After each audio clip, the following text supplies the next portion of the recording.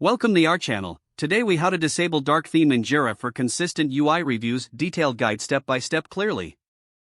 To disable the dark theme in Jira, start by logging into your Jira account. Once logged in, navigate to the top right corner of the screen. Click on your profile icon. From the drop-down menu, select Personal Settings. Scroll down to the Theme section. You will see an option labeled Dark Theme. Click on the drop-down menu next to this option. Choose the light theme option from the list. After selecting the light theme, the page will automatically update to reflect your choice. Now, check if all elements in the UI appear in the light theme. Ensure that your viewing experience is consistent across different Jira pages. If you encounter any issues, consider refreshing the page or logging out and back in. Your changes should now take effect for your current sessions. For more detailed adjustments, revisit the personal settings as needed. This process ensures a consistent user interface for reviews and collaboration. If the page does not load, refresh the browser or try again in a private or incognito window. Make sure you are using the correct email address, then retype it carefully to avoid small typos. If your password is not accepted, use the reset option and create a new strong password you can remember.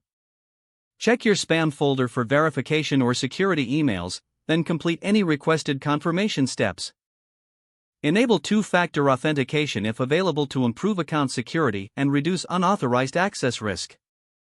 After signing in, review your profile details so your contact information and settings are accurate and current. If you see an error message, note it down and try again after restarting your device and internet connection.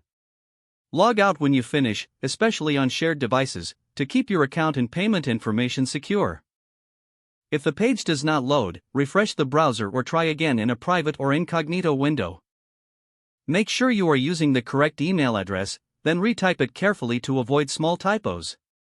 If your password is not accepted, use the reset option and create a new strong password you can remember.